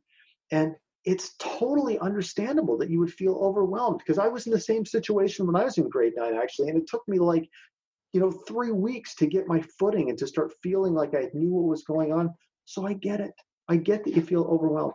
And so the second part was, is that normalizing her emotional experience. Yeah, man, in your situation, I get it's totally understandable to feel overwhelmed. And her level of, emotional arousal, let's say, it was like turning the temperature down on the thermostat. And there was no problem that needed to actually be solved. She just needed to be heard and understood. And it was it was like letting the air out of a balloon. I'll give another example with my wife, whose mother is dying of stage 4 cancer. Okay. And as a husband, the feelings of helplessness can be painful, obviously, right? But what I find is that there's no problem to be solved. It's not, the issue is not something that I can solve. Her mother has cancer, and she's probably going to die from it. So what I do instead is, if my wife is feeling upset about it, it's just validating her, oh my God, your mom is dying, and you're upset. And I mean, I can't even imagine what it would be like to be facing the death of my parents in this way. I don't even know what that would be like. So, if you're open I'm just so grateful that you're open to sharing your experience with me. And I'm sure that I would be feeling the same way if I was in this situation. And it's just connection, connection that leads to more talking. It's gentle and it's compassionate. So those are a couple examples. Now, those aren't examples when somebody's like basically freaking out in your face, obviously. But Ed, maybe you can give an example that's more on that end of the scale. Well, that's how I was going to finish, to say that, this emotional validation skill that we've been talking about this evening, it's really important, and it can be used in really tense situations. So this course that I facilitate, that allowed Jason and I to meet a number of months ago, is actually a course that we give to family members of people who are caring for a loved one who has often quite severe mental health challenges, to the point that they may be harming themselves. I teach typically to parents who have a loved one who can be quite emotionally dysregulated, to the point that they have ideation around suicide. And the thing I want to impress upon everyone is that there's always something to validate. So for those of us on the call who are parents, like what goes through your mind when your kid comes up to you and says, you'd be better off if I was dead, if I wasn't here, if I wasn't dragging the family down. And there's a lot of fear that people typically have around getting into validation around that conversation. And so what our initial reaction is to say things like, oh, it can't be that bad, tomorrow's a better day, don't worry. And that's completely invalidating, and that removes trust from the jar. And what validation teaches us is that there is something to validate in that interaction with that loved one who's contemplating suicide potentially.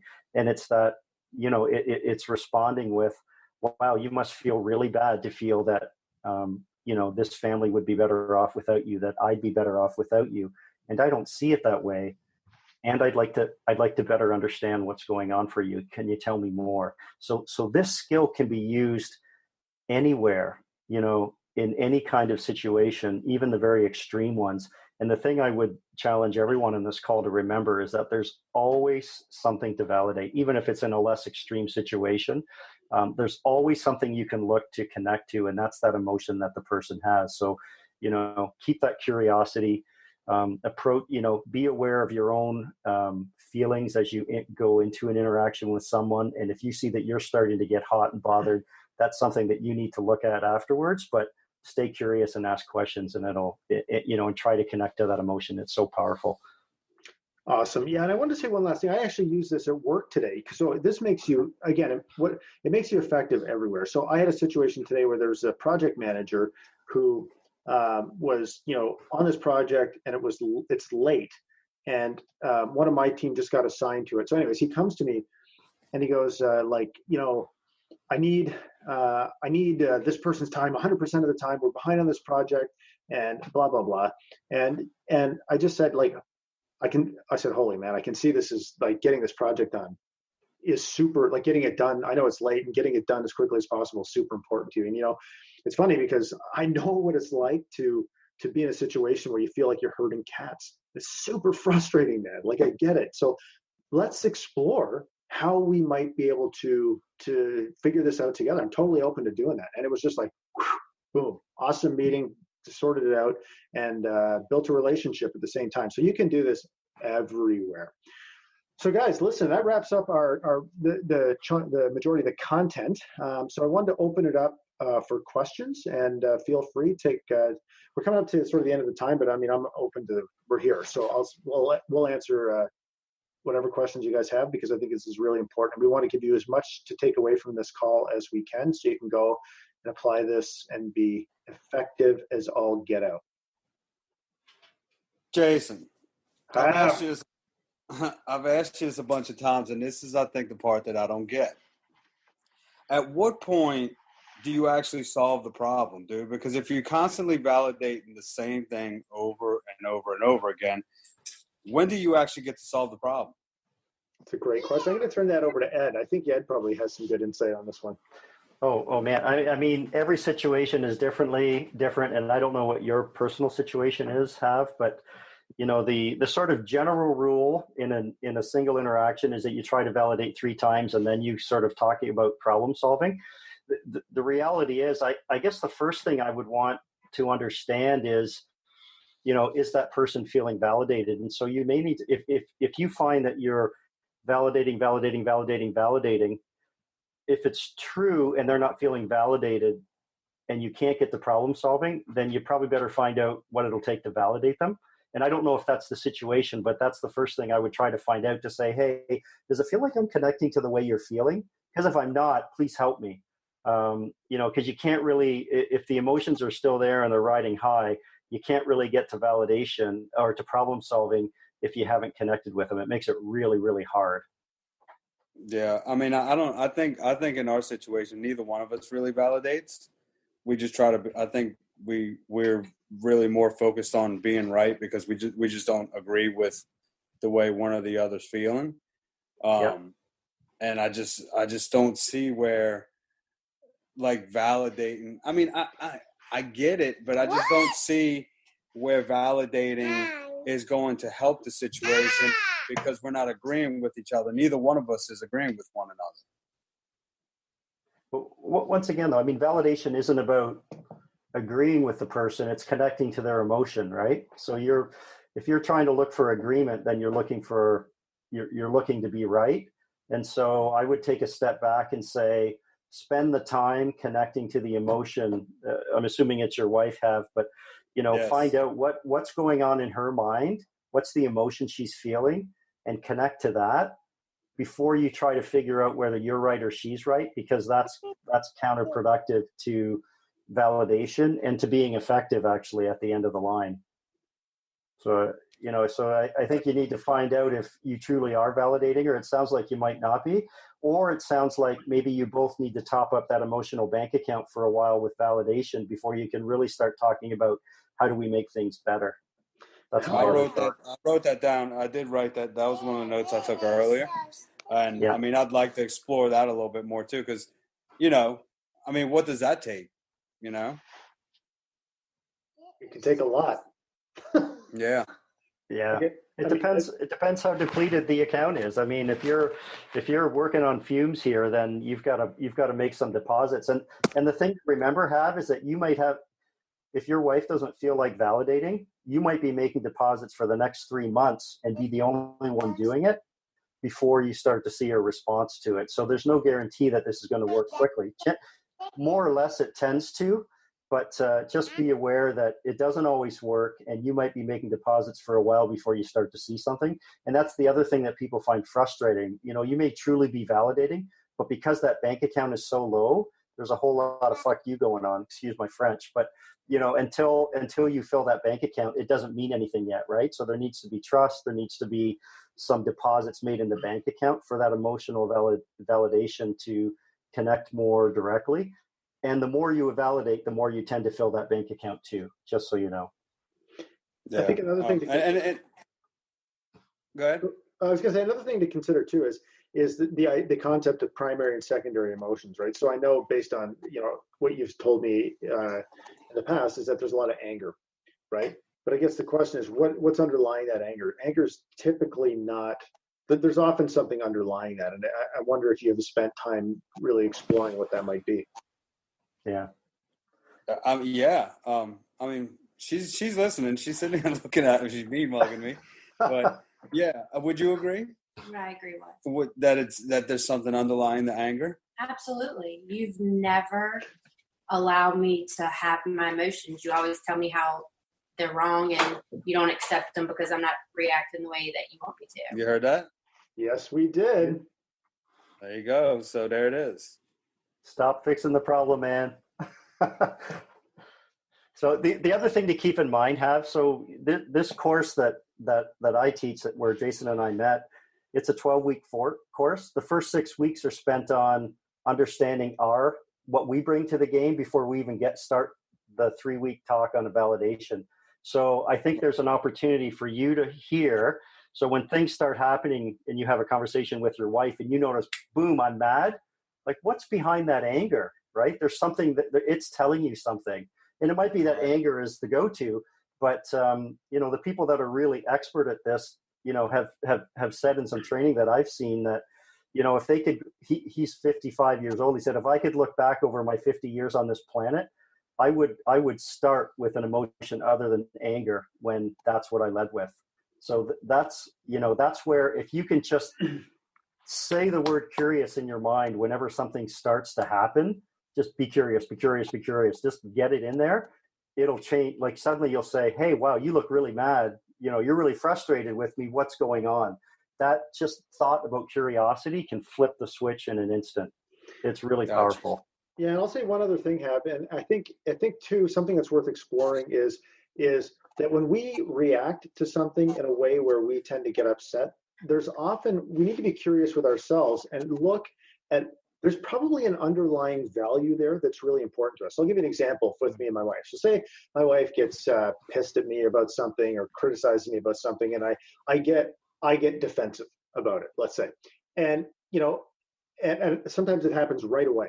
But as I reflect on it, it's like, why do I get defensive about that? Well, why I get defensive about it, because feeling connected with her is super important to me, right? So if I search for the underlying value, I know that when I don't feel connected to my wife, I don't feel good. So I really value connection. So as I think about that, I can become more conscious about throughout the day, making more choices that bring me closer in alignment to the value of being connected with her. So for example, that initial reaction, that heightened emotional response is often an indicator that there's something underlying that you value deeply that's not being met.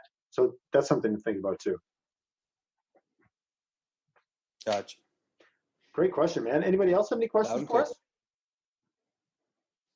Yeah, I have a question. Yes, sir.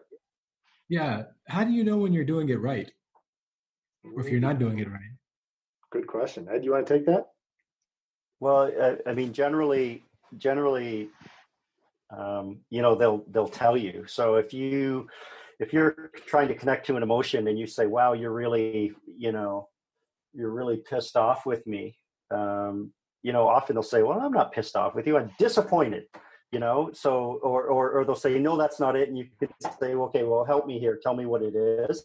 So you can, with validation, it's okay to go in and say, I really don't know what's happening right now, and I need you to help me. So can you tell me more? It gets back to that sort of thing. So generally, if you see things continuing to escalate, you're probably missing the mark.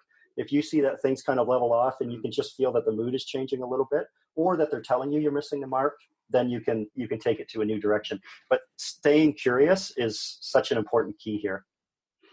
And then, I mean, so if you get a sense that things are de-escalating, can you just be like, oh, okay, fine, we're good, and then walk away? I mean, how does that work? Yeah. So, I was going to say, so at the beginning, I talked about, dynamic effectiveness, right? In the sense that what being effective means is different in every situation. So it may just be that somebody needs to have their emotions validated and they calm down. It may be that they are freaking furious with you about some shit you did, and just validating their emotions doesn't change the fact that you still did something that drives them crazy. You know what I mean? And so that you may need to move into a conversation about that specific thing that caused it in the first place. So, it really depends, I guess, is the vague wishy-washy answer. But I think being attuned to the energy in the room and the how you're feeling with the connection between you, and being fully present, I'm telling you, is a really good sort of three-pillared approach to getting a good sense and having some awareness about whether you've whether what you've done feels like it's enough, or whether there might be something else to explore there. And I also think just asking, hey, how are you feeling about this right now? Since we've talked, and she might say, well, you can say all the shit you want. If you still leave the toilet seat up, validate all you want. Just don't put the toilet seat up, for example, so it kind of depends. But I think that with practice and with the connection that you form through validation, you'll become more aware of when it feels like you've, done when you've kind of accomplished what needed to be accomplished. Cool. Yeah. Cool. Thanks. Hey, Jason. Sorry, go ahead, Fahad. I was just saying thanks. That's all. Okay, cool, man. Okay. Yes, and I just want to make one more point too. So, sometimes when we're using validation, it can be a really heated moment. And sometimes the most validating thing you can do, or the most mindful thing you can do, is say, hey, it looks like we're both really angry right now. Can we just step back for 15 minutes and then come back and try this conversation again? Taking a break is hugely mindful and hugely effective and hugely validating. So don't be afraid to say, let's step away and then come back in 15 minutes or a half hour or tomorrow or whatever. That's really effective too. That's really useful, actually. Yeah, because when you're in a state of emotional arousal, it's not easy, man. You tend not to make good choices and say the things that make you effective. So that's great advice, Ed. Does anybody else have anything? These are great questions, guys. I just had one. So what if the person you're trying to validate doesn't think that you can connect with the emotion that they're having? So, like, can you give an example of that? Like if you validate them and they don't believe that you understand, you can say, oh, I really understand you. I know how that must feel, but they don't think that you really know how that can feel. Right. Does that make sense? Yeah, it does. So, I mean, I would ask, oh, you don't know how to, like, if so, I mean, I guess I would say, so somebody, let's say they are upset about, like, feeling upset about something, and you say, oh man, I can see that you're totally upset. And they say, you have no idea how I'm feeling, basically. Is that what I would ask? God, maybe I don't. I'm totally open to the fact that I might have no idea how you're feeling. But I would love to know, because I care about you. And I feel like if we could talk about it, it would help me learn more about you. And it would bring us closer together, because I am fully committed. Even if I haven't appeared to be in the past, I'm trying to learn. I'm trying to get better. And if you would be open to, sharing your experience with me more deeply, it would help me learn and love you better. I mean, that's what I would say. I don't know if you have any other thoughts on that, Ed. Jason, I feel that you love me more than ever before after that statement. Thank you for validating that. So this is where you correct the emotion. No, you're totally wrong. Yeah, that's right. That's right. Yeah, Rob, I would say too, take a look at that bank account. Like maybe you guys need to top up each other's bank account for a little bit too, so that when you say, hey, I really want to connect, she feels it. And it may not be the case, but it's probably something to take a look at. Yeah, as long as you're being sincere. I mean, that's the thing. Everyone has their radar on. So if you're giving validating statements, and I'll put that in air quotes, the tell me more, and you're not really putting emotion into it yourself. You're not really being, honest about trying to connect and being, showing empathy. They'll know that too. And I'm not saying that's what's happening with you, but just be aware that, when you validate, how you validate matters too. The emotion you put behind it, the connectedness that you're trying to create, that matters. If you're just doing it to appease them so they'll shut up and move on, they'll pick it up, and then that's invalidating, and then you're another debit is made from the emotional bank account.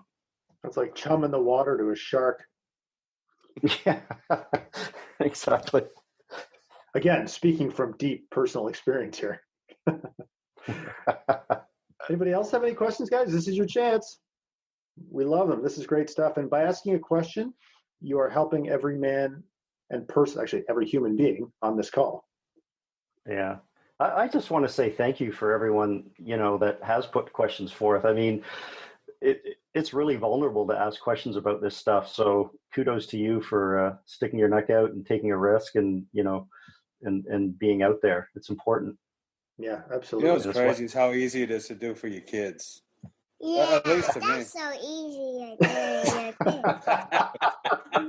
See, he just got validated, Hav. No, how he's doing it already. There you go. It's so easy, man. It's so easy, man. Hey, Tim, did you have a question? I saw you unmuted yourself, I think. Hey, Tim, did you have a question? Yeah, I had a question. How about for maybe younger kids, people that aren't quite as vocal? What are some tips that you might throw out for those type of situations when you're trying to validate someone? So like when you're talking about a kid, like what kind of age maybe are you talking? 3 or 4 year olds or someone who may not have the words to be able to say that they're angry or they're mad or have contempt or. Mm-hmm. That's a great question. I don't really know how to answer that. Ed, do you have any ideas? Well, I mean, obviously you have a simpler conversation, but kids typically can tell you they're scared or they're mad. I mean, unless your kids are not even at the age where they're that vocal. I'm not sure the context. Tim, like maybe you can give us an example of where you tried to validate and you just felt that the conversation couldn't be had. That might be useful. Sure. Well, I'm just thinking of the classic grocery store example. You're pushing your 3-year-old in the cart and they want cookies or whatever, and then they have the big meltdown when you say no. They don't necessarily. I guess I'm trying to figure out how you could validate them in that situation. Yeah, I'm not sure. Like with a 3-year-old, like the way I would have handled that is, is like we're leaving. So I'm not sure how much like you can validate somebody, but you could validate a kid who is older for sure, who had like I say, a 6 or 7-year-old. Absolutely, you could, while still dragging them out of the store by their neck. Like, yeah, I agree. I think that example of the 3-year-old, that's where you're actually teaching them about boundaries. And so, that's separate from validation. But to the 6 or 7-year-old, you can say, "Hey, I understand you're really upset, and you still can't have the cookie. Like we're leaving the store." So, but you have to be able to have some level of communication with them to understand some of the basic concepts, I would say.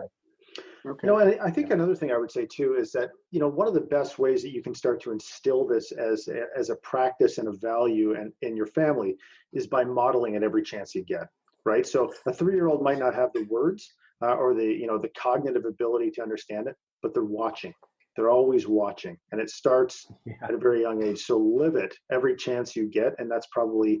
It doesn't mean your 3-year-old is not going to lose it from time to time. They all do, obviously, but I think it's more like at that age, it's more really setting the table for what's about to come, right? So that's my take on it, anyways. I think we covered that a little bit last month in the big group in the alliance, and I think at the age of 3 and 4, it's more or less understanding that when they're throwing fits at that age, they really they can't voice their feelings as well, so they kind of wig out, and I think what's important there is not wigging out with them and making the situation worse. It's more about de-escalating than trying to like validate, Yeah, good point. Sure. I just have to say, I work in customer service. We have a lot of people that come in and voice their complaints, and this technique has been amazing. Just to build connection with them. I've learned so many interesting things from people who've come in as angry as can be, and just validating them has de-escalated it so much that by the end of the conversation, I'm hearing about their grandkids. It's just amazing. Absolutely, that's a perfect scenario in which to use validation, man. I love it because I agree. It is huge because a lot of times people are pretty upset when they're calling customer service. So yeah, great example, Tim. Thanks for that. All right, guys, anybody else have any questions, comments, concerns, confusion? Take the chance. I'm just thinking about the reverse as you kind of start to master this skill and get more aware of this with communicating with other people to, say, de-escalate a situation. When you're speaking yourself and you're passionate about something and you feel that the person's not being receptive of what you're saying, how do you kind of handle a situation like that?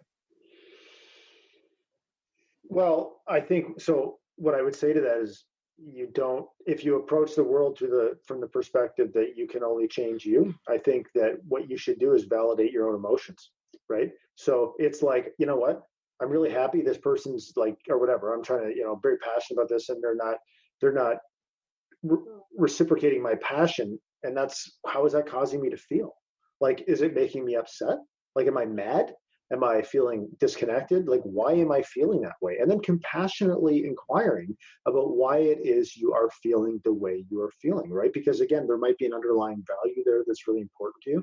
But being able to do that in the moment is quite challenging. But I mean, I've been able to do that fairly recently, not all the time, but like fairly recently. So I think removing the judgment from your own emotions, understanding that whatever you feel as a result of what that person does is completely legitimate feeling and is a source of information, and that you can't change them. You can't make somebody care about what you're saying to them as much as you might like to, right? So, and maybe it's an opportunity for you to, ask some questions, from an objective place about, why that was, like, why, maybe if you validate your own emotions, calm down. I mean, maybe there's an opportunity to have a conversation with the person about what you're feeling and why you're feeling that way, and about asking them why they reacted the way they did. But if you do it from a place of like emotional arousal, let's say when you're pissed, there will be no good outcome. So I would say validate your own emotions first, and that starts by compassionately inquiring about the emotions you're feeling, and that even before that is removing the judgment from them and recognizing that every emotion is part of the human experience. Does that answer your question? Yeah, that's good. Thanks. Cool. I got a chat here. Let's see. Is recording this session going to be available for download? Yes, sir, it is. One thing I was thinking about doing actually was taking the audio of this podcast at a later date and maybe releasing it as a podcast episode. So if anybody has any objection to that, just let me know and I won't do it. But it's pretty anonymous, right? Not gonna be any video or anything like that. So anyways, if anybody has any problems with that, let me know. I'll be doing that. I was thinking about doing that at a later date because I think it would help a lot of people. Anybody else have any questions? Take the chance, guys. 3, 2, 1. All right, we're done. Cool. So listen, guys, I wanted to say, so let's just recover, recap what you've learned. You've learned some really foundational concepts around, sort of what's required about emotional validation. You've taken a new look, I think, at human emotion. We've talked about emotional validation, and we've seen some examples, some real life examples of validation in action, and answered some questions, some of your amazing questions. And I think most of the guys in this group are in the Dad Edge Alliance, but I wanted to just say that if you want to take this stuff to the next level, I mean, you can talk to some of the guys on this call that are in mastermind groups or that are in the Dad Edge Alliance.